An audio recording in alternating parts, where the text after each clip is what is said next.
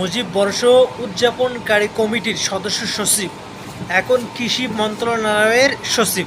মানে চিন্তা করা যায়, ভাবা যায়, যাদের কারণে এই যে প্রায় 2000-এর মতো স্টুডেন্টস বা ছাত্র মারা গেল, আবার তাদেরকে দিয়েই দেখেন এগুলো করতেছে। এই জন্য তো আমরা দেখলাম যে জুলাই ঘোষণাপত্রের মধ্যে মানে বিডিআরের ঘটনা, শাপলা চক্রের ঘটনা, এগুলো কিছুই নেই।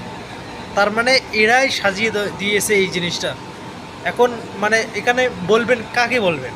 কারণ সরকারকে আমলা বানাইলাম, এখন থেকে এই সরকার আমাদের কথা শুনতেছে না। আমরা বলতেছি যেগুলো আমলা আছে, আমলাগুলোকে সরাই দেন, না দিয়ে এখন এরা এগুলোকে পদোন্নতি দিতেছে। এখন মনে করেন যে মানে এখন যদি কোনো একটা কিছু হয়ে যায়, আবার দেখবেন যে আবার সে কিছু বেশি ক্ষমতা নিয়ে নেবে।